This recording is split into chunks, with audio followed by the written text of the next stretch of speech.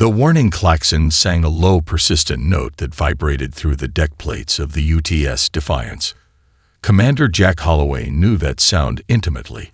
It was the heartbeat of a ship living on the razor's edge of human exploration. Outside the forward viewports, the starscape stretched infinite and black, punctuated by the faint shimmer of distant nebula and the occasional glint of sensor ghosts. Lieutenant Emma Rodriguez stood at her tactical station, her fingers dancing across holographic interfaces that seemed to breathe with quantum-entangled intelligence. She was young, mid-20s, with the kind of intense focus that made senior officers both proud and slightly uncomfortable. Her family had been deep space colonists for 3 generations, which meant she understood something fundamental about human survival that most Earth-born officers missed entirely. Anomalous signal detected. She called out, her voice cutting through the ambient hum of ship systems. Encryption is unusual, not standard colonial or corporate broadcast. Holloway stepped closer, his weathered hands clasped behind his back.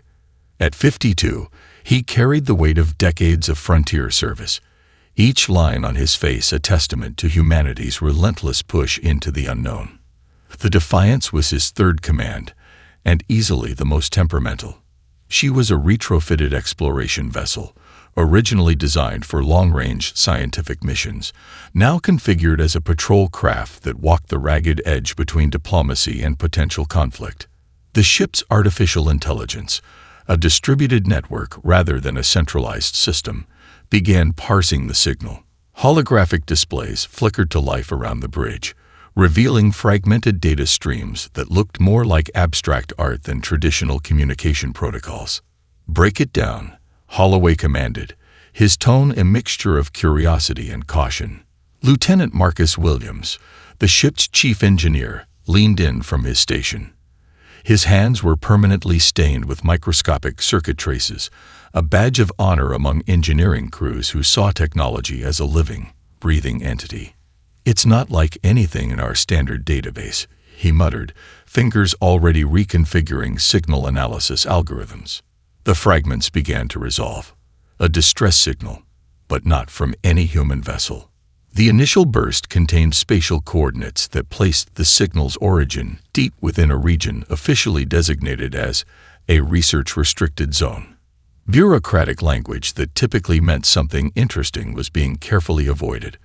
Preliminary scans suggested the signal originated from a research vessel of non-human design, currently under active attack.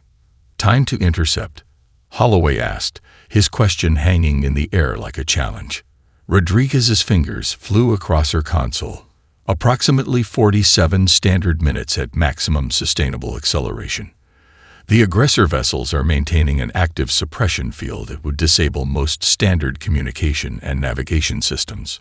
Most captains would have logged the signal, forwarded it to Central Command, and maintained their predetermined patrol route. Protocol was clear. Unauthorized intervention in non-human conflicts could trigger interstellar incidents. Jack Holloway was not most captains. A subtle smile played across his lips, the kind of expression that made his crew both excited and slightly nervous. It was the look of someone who saw rules as interesting suggestions rather than absolute limitations. "Helm," he said, his voice calm and steady. "Adjust course. Maximum acceleration." Lieutenant Michael Chen, the navigation officer, didn't even hesitate. His hands moved with the practiced efficiency of someone who had complete trust in his commander. The massive fusion drives of the Defiance began to pulse, reconfiguring their quantum containment fields for sustained high acceleration burn.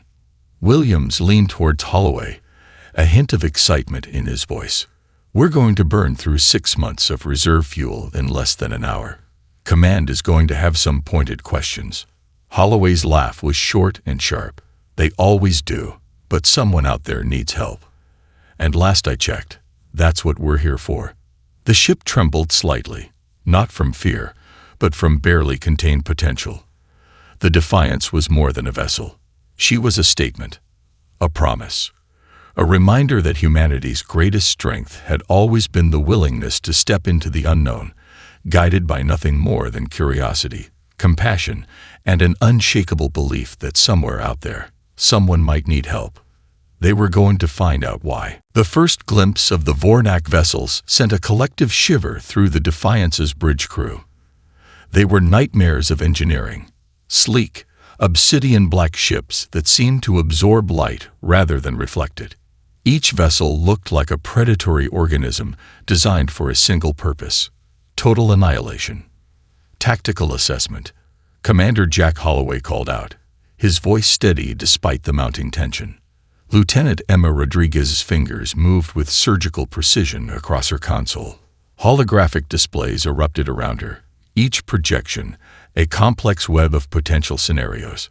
3 primary aggressor vessels, she reported, consistent with Vornak heavy assault configuration. Quantum shielding at maximum intensity. Weapon signatures suggest complete technological superiority over the research vessel they're attacking. The research ship came into view, a delicate construct of crystalline structures and gossamer-thin energy conduits. It was bleeding atmosphere and data, multiple hull breaches telling a story of imminent destruction. Whatever species had built it was clearly not designed for combat. They're not even trying to defend themselves, Marcus Williams muttered from the engineering station. It's like watching a shark attack a jellyfish. Holloway's eyes narrowed. The Vornak hadn't noticed the Defiance yet, or if they had, they considered the human vessel beneath contempt. A fatal mistake. Incoming transmission. Michael Chen announced, his voice tight. The research vessel is broadcasting on all frequencies.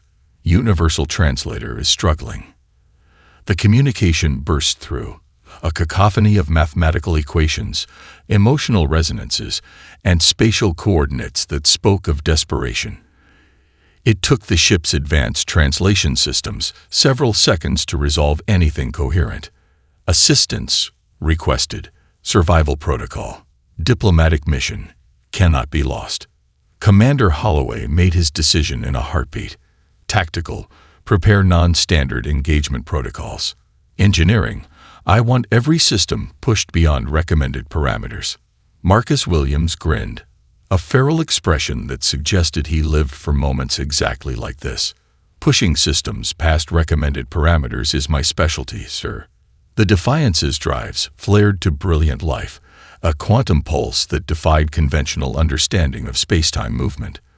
Where other vessels would approach with predictable vectors, the human ship moved like liquid thought, sliding between spatial probabilities with an unpredictability that defied standard combat algorithms.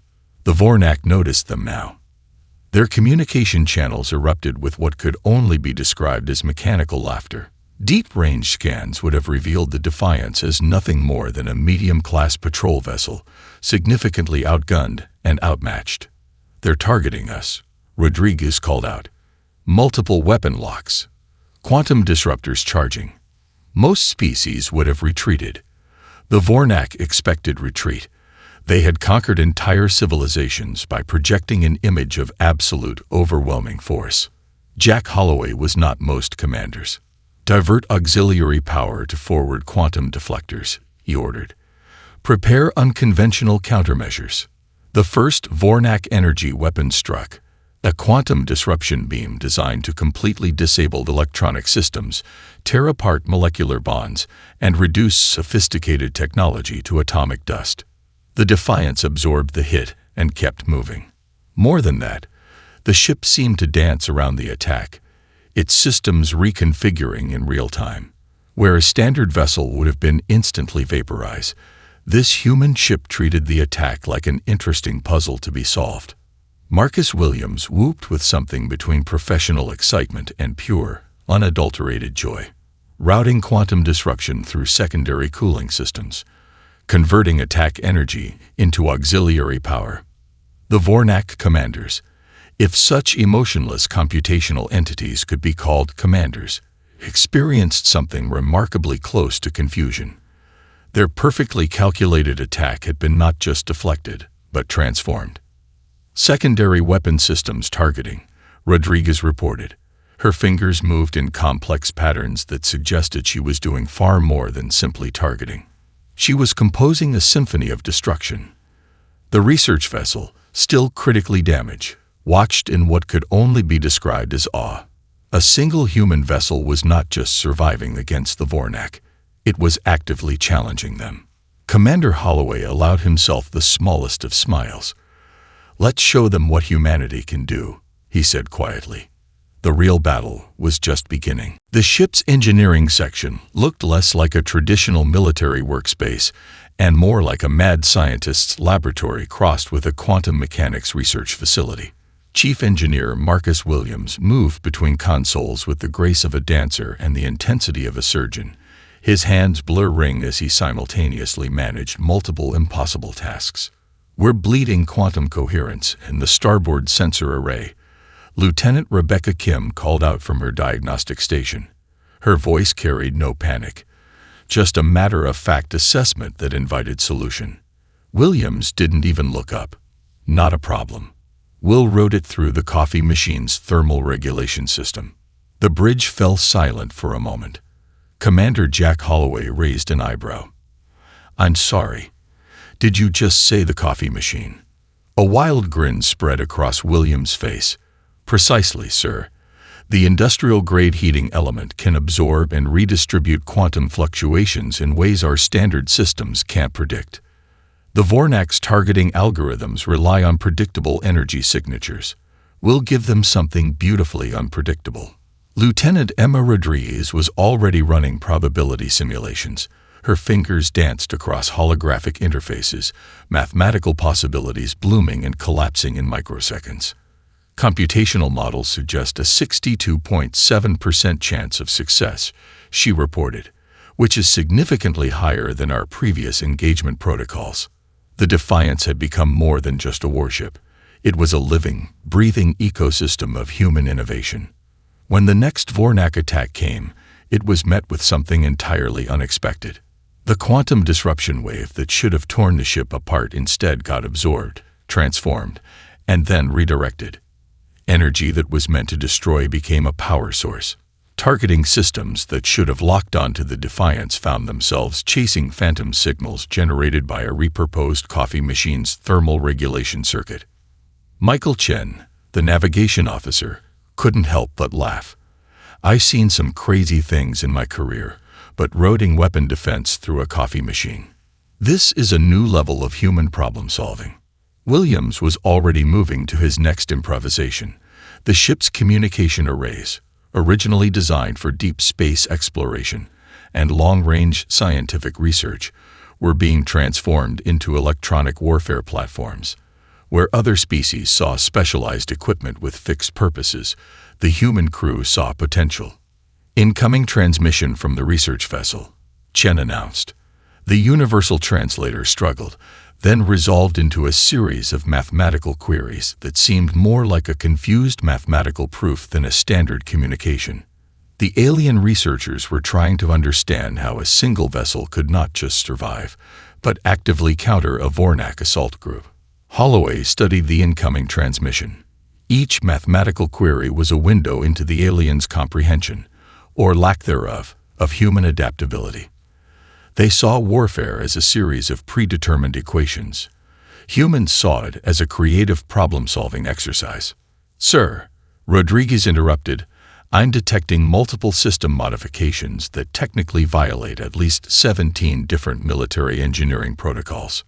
"And," Holloway responded, a hint of amusement in his voice, "and they're working perfectly." The ship's distributed artificial intelligence, a network more organic than mechanical, was learning and adapting in real time. Traditional AI systems followed strict decision trees. The Defiance's intelligence was more like a collaborative partner, absorbing input from every crew member, constantly recalculating and reimagining potential solutions. Williams was now interfacing directly with the ship's core systems, his neural link allowing him to feel the vessel's quantum fluctuations. Most engineers managed systems. Marcus Williams communicated with them. "We're not just fighting," he muttered, more to himself than anyone else. "We're solving a complex, live-action puzzle." Another Vornak energy wave approached. Where any other vessel would have attempted standard defensive maneuvers, the Defiance did something unexpected. It didn't just defend. It began to decode the incoming weapon's quantum signature in real time, understanding its fundamental structure, and then began to generate a counter-frequency that didn't just block the attack, but began to destabilize the Vornak weapon's quantum coherence. The research vessel watching the engagement was transmitting what could only be described as pure mathematical astonishment. Holloway watched the unfolding scenario with a sense of pride that went beyond military achievement. This was humanity's true strength, not raw firepower, but the ability to look at a problem and see possibilities where others saw only limitations. "Keep pushing the boundaries," he said quietly. "That's what we do best." The communication burst arrived precisely 14 hours, 37 minutes, and 22 seconds after the Defiance's encounter with the Vornak. It came from the Gentle Confederacy, a species known throughout the galaxy for their meticulous bureaucracy and pathological avoidance of direct conflict. Their diplomatic transmission was a mathematical marvel, a complex series of encoded messages that would have taken most species weeks to decrypt. The Defiance's systems parsed it in milliseconds. Commander Jack Holloway studied the holographic projection with a mixture of curiosity and barely contained amusement. The Gentle representative appeared as a shimmering construct of light and geometric patterns, a diplomatic avatar designed to convey absolute neutrality. "We require extensive clarification," the avatar began, its voice a perfect blend of computational precision and diplomatic restraint, regarding the incident in Sector Gamma 9 Epsilon. Lieutenant Emma Rodriguez leaned towards her commander, whispering, translation, "They can't believe what just happened." The encounter with the Vornak had become more than just a military engagement. It was now a galactic conversation piece, a moment that challenged fundamental assumptions about technological superiority and conflict resolution. Marcus Williams, still riding the high of their recent technological improvisation, couldn't resist adding commentary. "Seems like we've become the galaxy's most interesting conversation topic." The Gentle diplomatic transmission continued, each sentence a carefully constructed logical proof. They requested, no, meticulously demanded, a comprehensive report detailing every microsecond of the engagement. The level of detail they sought was staggering. Most species would have found the request overwhelming. The Defiance's crew saw it as an interesting challenge. "Shall I prepare the report?" Michael Chen asked, his fingers already dancing across holographic interfaces. Holloway's smile was subtle but unmistakable. "Make it comprehensive, but leave room for a bit of human creativity." The report that emerged was unlike any diplomatic document in galactic history. It wasn't just a sterile recounting of events. It was a narrative that revealed the fundamental human approach to problem-solving. Adaptive, creative, almost improvisational. The research vessel they had rescued turned out to be a diplomatic mission from the Kreltheri, a species known for their advanced scientific research but complete inability to defend themselves. Their transmission was a mixture of gratitude, scientific curiosity, and pure mathematical wonder. "Your method of engagement defies our computational models," their lead researcher transmitted. The universal translator struggled to capture the nuanced emotion behind the message, something between awe and complete bewilderment. Within hours, the story spread across multiple communication networks. The Vornak, who had built their entire civilization on the premise of technological intimidation, found themselves in an unprecedented position. A single human vessel had not just survived an encounter, but had fundamentally challenged their entire strategic doctrine. Intelligence reports began flooding in from various sectors. The Vornak were recalibrating their entire approach to potential human encounters. Their computational models, which had successfully conquered dozens of stellar civilizations, were being completely rewritten. Lieutenant Rebecca Kim, monitoring long-range communication arrays, couldn't help but chuckle. "They're scared," she observed. "Not militarily, intellectually." The Gentle Confederacy requested, with increasing urgency, a diplomatic meeting. Not a standard communication, but a full in-person conference. The implications were enormous. Such a request happened maybe once in a century. They want to understand us, Holloway mused. Not our technology. Us. The ship's distributed intelligence system began compiling a comprehensive cultural brief, but this wasn't a standard diplomatic document. It was a living, breathing representation of human complexity, showing not just achievements, but the messy, beautiful process of human innovation. Williams appeared particularly excited. We're going to explain our approach using a combination of scientific data, historical context, and... He paused dramatically. Or coffee machines' quantum redistribution capabilities. The bridge crew looked at him. No one was even surprised anymore. As the diplomatic invitations continued to pour in, the Defiance remained a beacon of something the galaxy had forgotten was possible. Hope. Creativity. The ability to look at an impossible situation and see not a problem, but an opportunity. Commander Holloway watched the incoming transmissions with a sense of quiet pride. They had done more than win a battle. They had started a conversation that would reshape galactic understanding. The Gentle Research Facility was a marvel of geometric precision, a structure that seemed to defy the very concept of organic design. Massive crystalline computational arrays stretched across multiple levels, each surface etched with mathematical equations that would make most species mathematicians weep with joy. Dr. Lyra Caden, the lead psychological researcher, stood before a holographic reconstruction of the Defiance's combat engagement.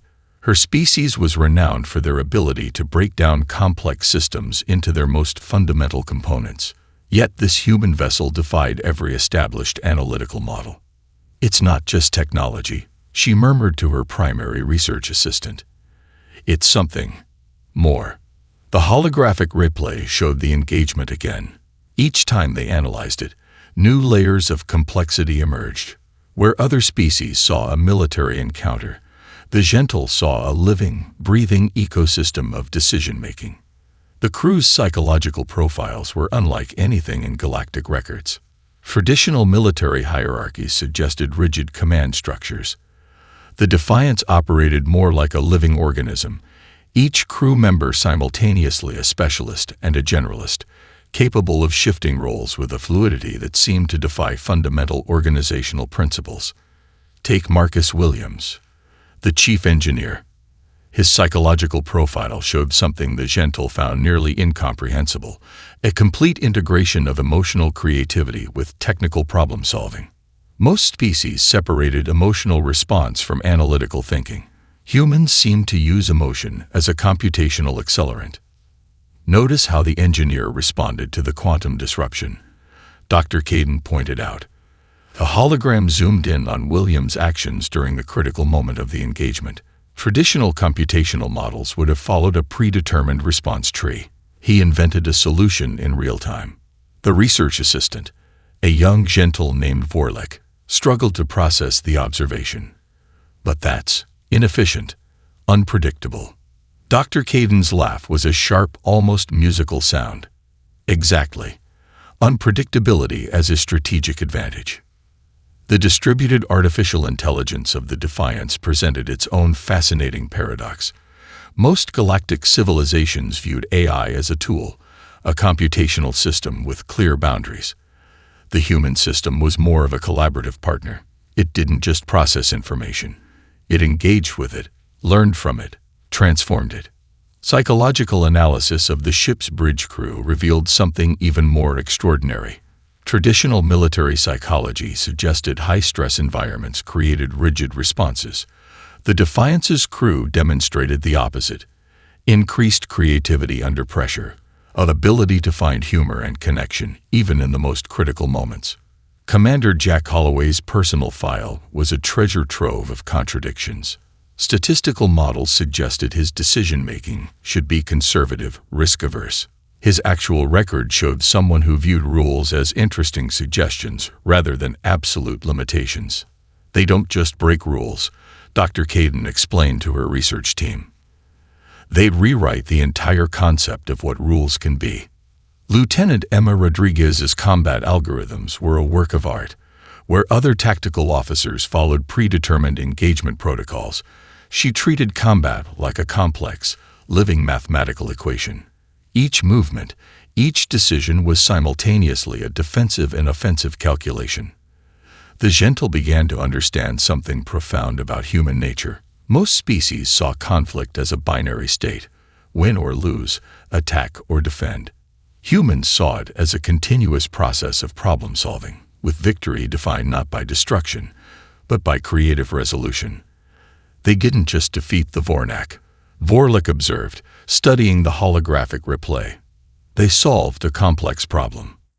Dr. Caden nodded. Precisely.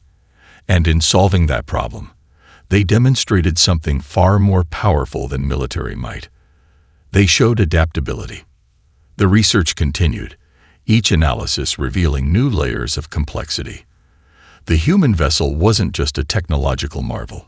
It was a living demonstration of a fundamental truth, that creativity, adaptability, and collective intelligence could be more powerful than any weapon.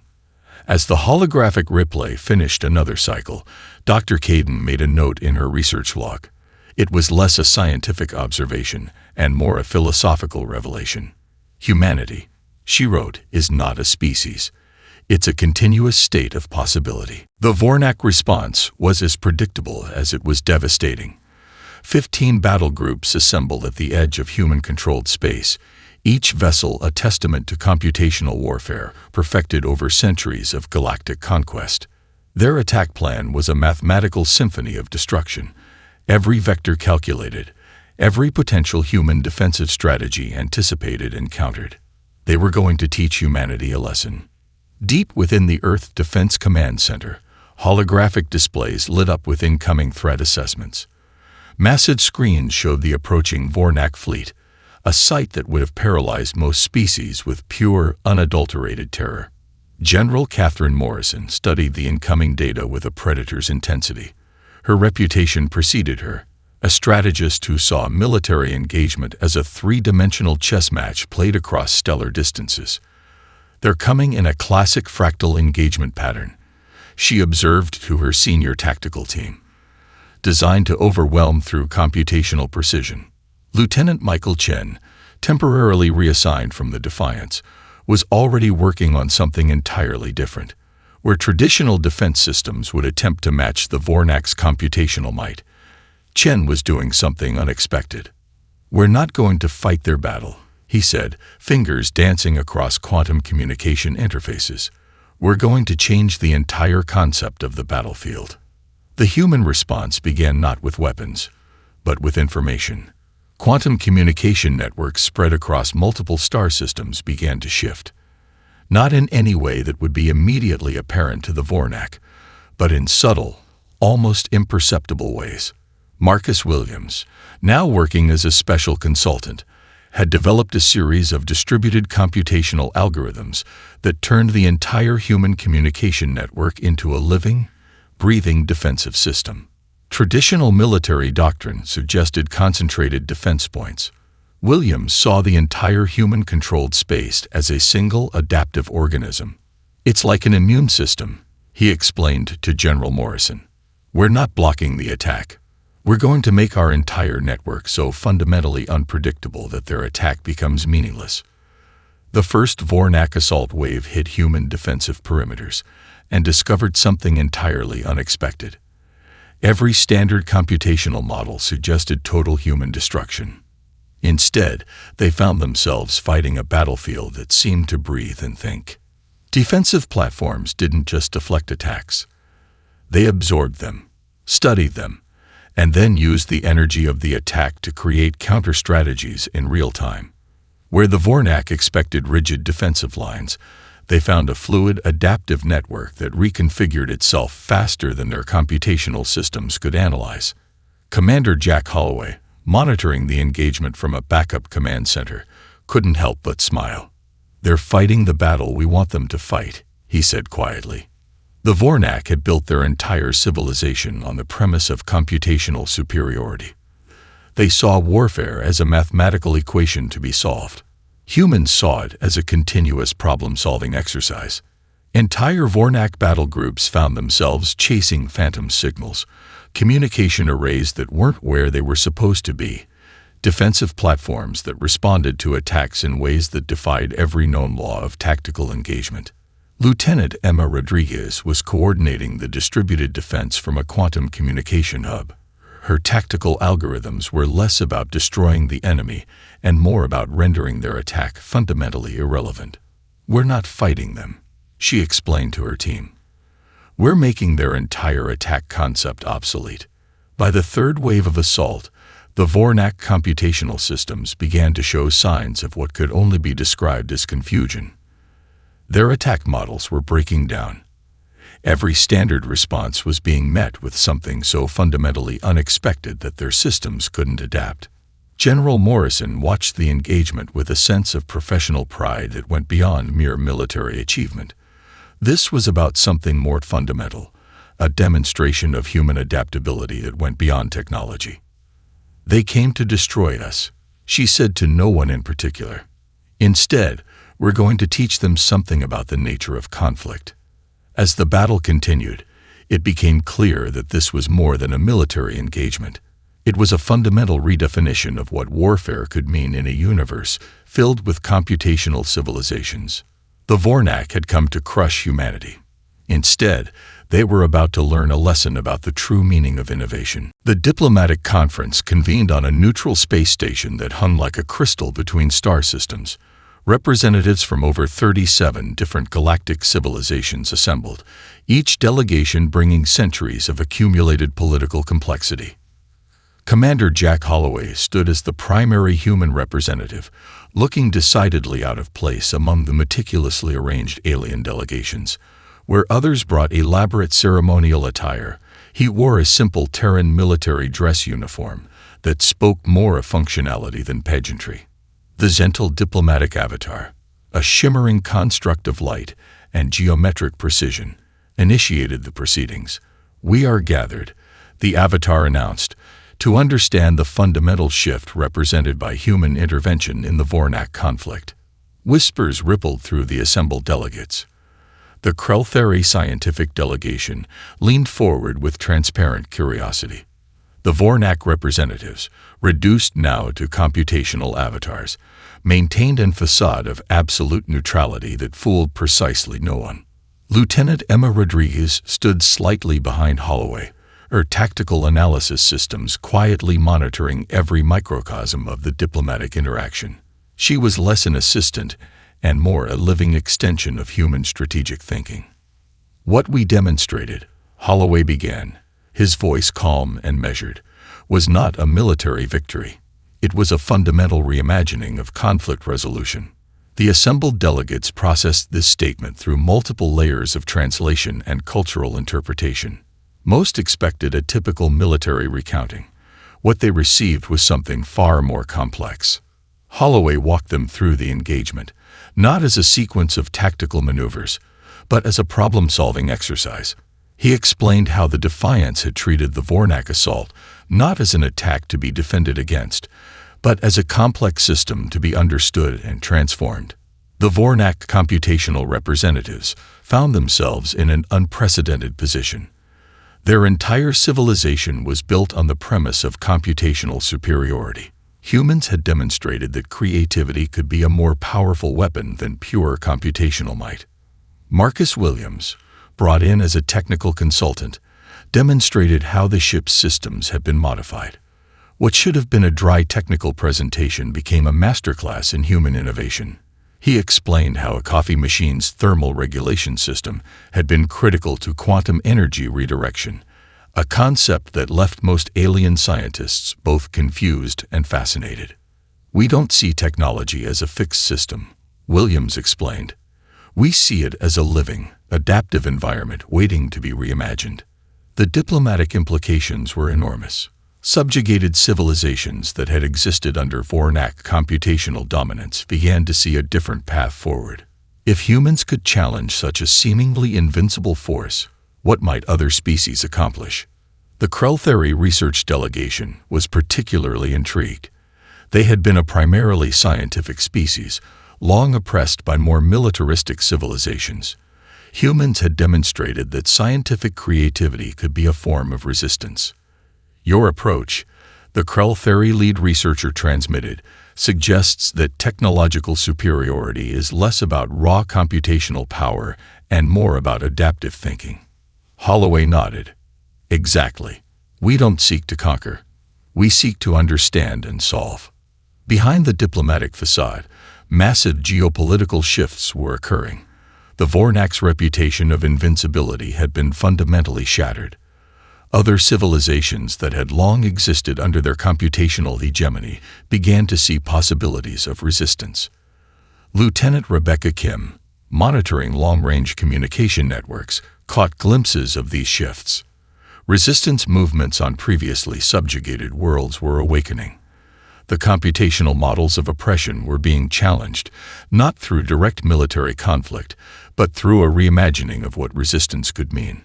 General Catherine Morrison, watching from Earth, understood the deeper significance. This was more than a military engagement. It was a philosophical statement about the nature of power, creativity, and collective intelligence. As the diplomatic conference continued, it became clear that humanity had done more than win a battle. They had introduced a new paradigm of galactic interaction, one where creativity, adaptability, and collective problem-solving were more powerful than any weapon. The Vornak had come to demonstrate their computational superiority.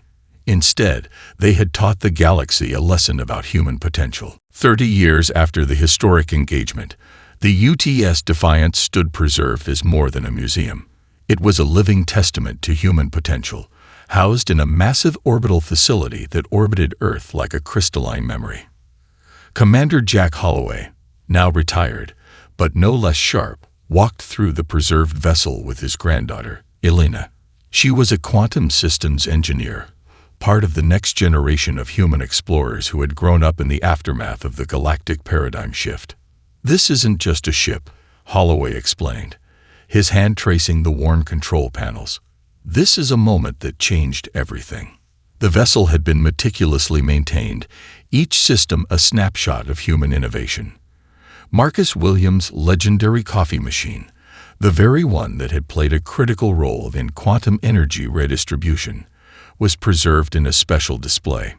Beside it, holographic recreations showed its unexpected role in the battle that reshaped galactic understanding. Around them, delegations from multiple alien civilizations moved through the exhibit. The Gentile researchers continued to study every microscopic detail. The Krell theory scientific teams used the Defiance as a primary case study in adaptive technological thinking. Even Vornak computational representatives made periodic visits, attempting to understand the fundamental breakthrough that had challenged their entire civilization's approach to conflict.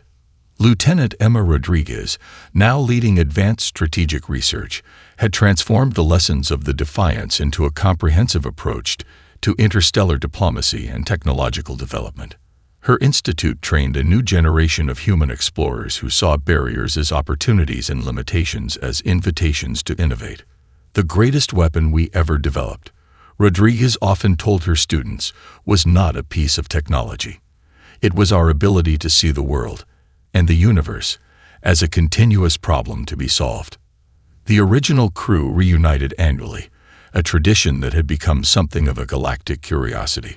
Marcus Williams would arrive with new technological concepts that continued to challenge established scientific understanding.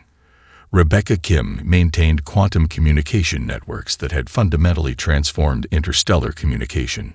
Michael Chen had become a leading expert in adaptive computational systems. Their gatherings were less reunions and more working sessions, continuing the spirit of innovation that had defined their historic mission. The Defiance had become more than a ship. It was a symbol of human potential, a reminder that creativity could be more powerful than computational might. That adaptability was the truest form of strength. Galactic records now told a different story about humanity. No longer seen as a young, aggressive species, humans were now understood as creative problem solvers, diplomatic innovators, technological artists who saw the universe as a canvas of infinite possibility. The Vornak had attempted to demonstrate their computational superiority. Instead, they had inadvertently sparked a renaissance of human potential.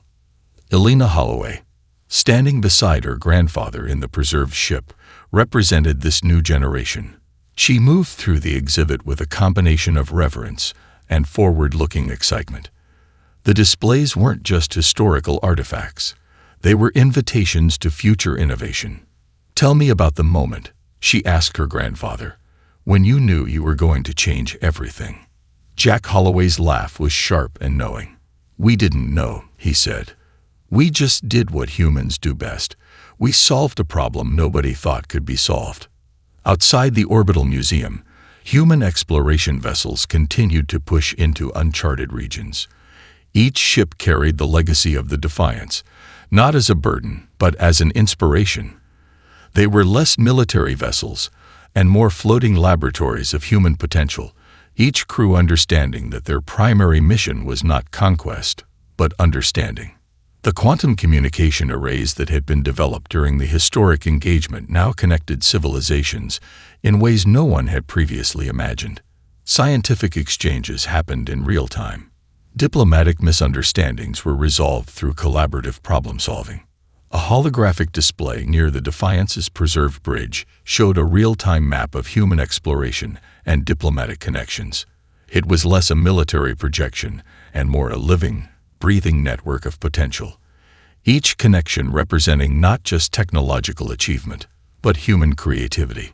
As the sun set against the Earth, casting a golden light through the orbital museum, the Defiance stood as a reminder of a fundamental truth.